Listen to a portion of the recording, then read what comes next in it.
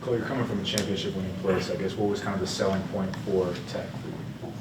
I just really looked at the coaching staff and who they were as people. That was one of the main things I wanted to look at. As soon as I knew Tech was interested, I learned that Coach Wood was going to be the guy pretty early. So I went back, looked at his legacy and saw what he did. And then when I came down here on the visit and saw kind of their vision of what they had for the program, I knew that it aligned and that it was a team that could be very successful.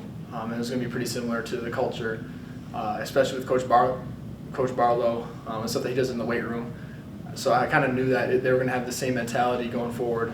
That's what it takes to win games. And then NDSU is top of the top at the FCS level. You come here, I guess, what are your expectations for season one of being in the FBS? Yeah, I mean, honestly, it's just whatever they ask of me. I would love to put up the same numbers that I put up at NDSU and do the same thing. So that's, I mean, I guess that would be my expectation for myself. But just do the role that they ask of me to do, and execute in every way, the same way. So we played very high level competition, the best of the best in the FCS. Very, very good talent in the Missouri Valley. So I expect to kind of do about the same. And then Coach Green was talking yesterday about how you had to come in here and prove yourself. You can't just walk in and be a leader. You have to, establish that. How have you worked with the guys that were already here, and just that? How has that gel process been for you? Yeah, for sure. I mean, it's definitely interesting going to be a 6-year guy, but also a rookie at the same time in the program. So, first time transferring, didn't really know what to expect. But I think it's just going in and making sure that the guys know that I care about them, and I'm trying to be here and be the best teammate as well. And I'm not just here to take a role, but that I care about them and their personal life and their well-being and their production on the field as well. So I think before you lead anybody, you got to know, they have to know that you care as well. So just caring for the guys before I really try to go out there and just start leading as well, I guess. And then Coach Green mentioned that a lot of the teach tape is actually your tape. I guess, could you talk about what it is that you had at NDSU that was so appealing to this program, and then kind of what you've been teaching some of the younger guys? I mean, I think I'm just a perfectionist. So whatever I'm trying to do, if something's not right, I'm going to be doing whatever I can to correct it. But NDSU, I've had very good coaches there that coach extremely well, the details of everything very well. So that kind of stuff, the details, is I think what carried over well. What was the second half of your question? Just what have you been teaching the younger guys? Obviously, there's some guys here, redshirt freshmen that he was talking about, that are kind of moving up in the ranks, and you kind of starting to establish yourself as a leader. What are you pushing onto them, but also kind of letting Coach take over? Yeah, I mean, I don't think I really take over too much. A lot of it is just as new to me, Coach Green's drills. So if I see something, I'll say something, like a foot up or hand position or something like that. But a lot of it's Coach Green. I mean, it's his drills and the stuff that he's teaching us. So I'm learning it for the first time too, and just trying to do it to the best of my ability as well. So, but if I see something, I'll absolutely say something. So, who gives you the best rep? What do you mean by that? Who when you're going up against them pushes you? I mean, it's a very talented team. I mean, we go up against the ones. There's not a guy who's not going to be competitive out there. CD's out there. We have a corner blitz or something, I'm going to cover him, he's going to give me a great rep. If I'm in the slot, I haven't gotten a ton of reps against the slot receivers yet, but every single one of them has the ability to be shifty. And the tight ends are super talented too. TC and JC, both those guys have really good ability. So there's not really anybody who I'm saying the toughest rep.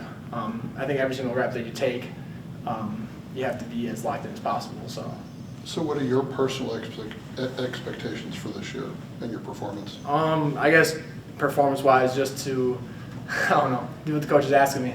Tackle well, cover well, play the ball well, knock the big plays down. That's kind of my expectation. And grade out well when coaches come back on Sunday. So when you got here and you got to see the facility and got to see everything, how hard was it to say yes? I mean, not too hard at all.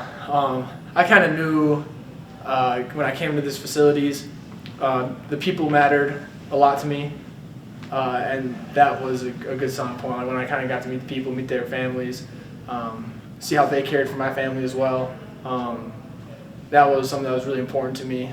But then you see these facilities, and there's nothing I can't do within the confines of this facility. So if I don't achieve the goals that I want to achieve, there's no one else to blame but me. So that's kind of a pretty good selling point. There's nothing here I can't have access to.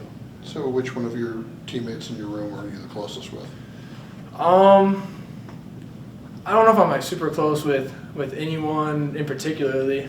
Probably like some of the guys that we go to like FCA and stuff together would probably be the guys that I'm probably closest with. But I mean, BJ and I have been able to get pretty close playing together. AJ McCarty and I have lifted together all through off season. We've been at the same rack, so we've been able to bond quite a bit. So. As a former Jackrabbit, I have to ask you about the Dakota Marker rivalry in those games. Yeah. What is it like being a player in those games? It's intense. I mean, that's a rivalry that there's a true hatred of one another for. So you're getting ready to go into those games. You're not leaving a single stone unturned. You're watching every single piece of film you can multiple times over. We had the championship game against them in 2022. I think that literally felt like heartbreak when we lost that game because of how hard we prepared. I think I probably had 40 pages of notes. So it's a different level of preparation when that game comes because it is such a heated rivalry.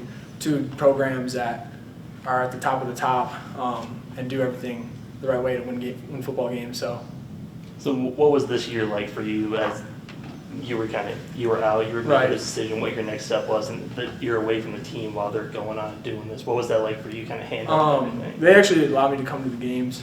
So I was on the sideline, headset on, trying to help in whatever way possible, communicating stuff from the press box to the safeties.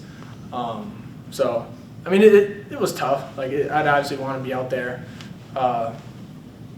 And, yeah, it just wasn't ideal to ever be on the sideline. So, but it was fun to be able to be with the guys still, hang out with them, encourage them, kind of go through the season with the senior class for the most part. How did you hurt your foot and when? In the semifinal game against Montana in 2023. I think I played the whole season with a torn ligament from spraining it the year prior. Didn't really know about it. Got hit in the knee and foot rotated a little extra. So just kind of one of those things where we didn't really know about it. It hurt. Just got worse and worse, and then finally figured out it was something a little more than just hurt. A little too late, unfortunately. Yeah. So you had to But have fortunately, surgery. I'm here, I guess. You had surgery on that. Yeah. Being a Wisconsin kid, what was your dream? Were you wanted to play for the Badgers, or who are you hoping to get recruited by?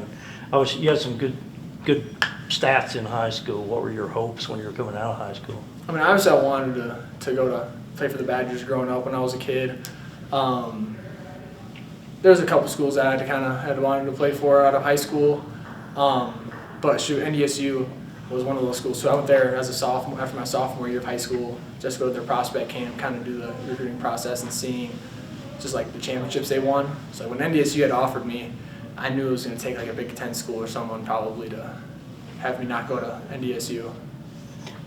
You mentioned a moment ago, you said you're a perfectionist, and you won 2 Elite 90s. Yeah. Which I don't know many, I guess, athletes have done that. But what are academics like for you or your family? Have you ever made a B or anything? No, actually. Probably the last B I had was probably 8th grade, maybe. And that was probably just something, both my parents are teachers. I think my mom had told me when I was in 6th or 7th grade, she wished she took school more serious.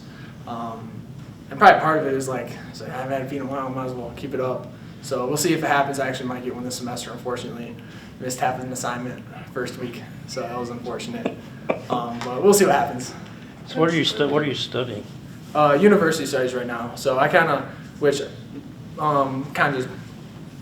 not too specific on anything. I graduated with 2 degrees and a minor, so doing school, but really focusing on football and trying to be the best player I can be. So those 2 degrees are in? One in business administration and then one in marketing. Coach Green talked about yesterday about wanting to limit explosive plays and improving communication pre and post snap. How do you think your group is preparing to achieve that goal that he has set for them? Yeah, well, we're still learning right now. So there's a couple mishaps, too many explosives on the scrimmage that we had. But yeah, just continuing to do our job and not letting the big plays either bounce or by not being in the right position. So as we continue to learn, continue to do everything right, and learn how to do everything right consistently, I think that's when it happens. But then also just doing our job. If we're supposed to be outside leverage, we need to be outside leverage. trusting that the other 10 guys are going to do their job as well. So I think that's really what it boils down to. I know you weren't on the team last year, but how much of a motivation or motivating factor is it to see that, you're joining the worst pass defense in the country, statistically? Yeah. Honestly, I haven't probably thought about it once. We have a new coaching staff. I don't think, so it's just different. But I'm sure the guys who are here have a sour taste in their mouth about that for sure. So I guess I don't really think about that too much because last year's team doesn't really have any impact on this next year's team.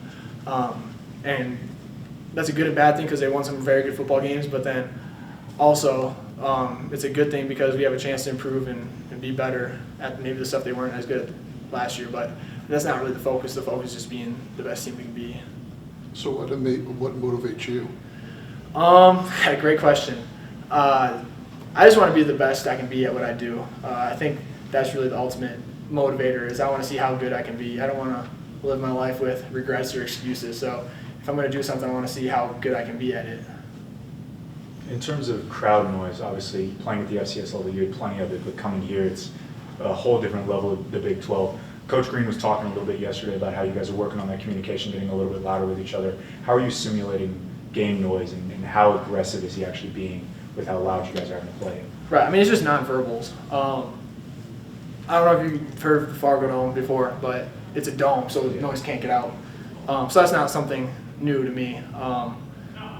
I'm sure it'll still be loud. I'm sure it'll be maybe louder, who knows. But yeah, it's nonverbals. But right now it's practice, 6 today? So a lot of it's still just learning. As we get further into practices, we start knowing what we're doing better. I'm sure we can really start cranking up even more. But right now, we really just need to make sure that we are on the same page and we know what we're doing 6 practices into a new defense. All right. To your knowledge, I was going to say, Last question. same last name as your Steve Wisniewski. No relation. No relation. No. Just- Yeah. And you say Wisniewski, right? Wisniewski, correct. Okay. Yep.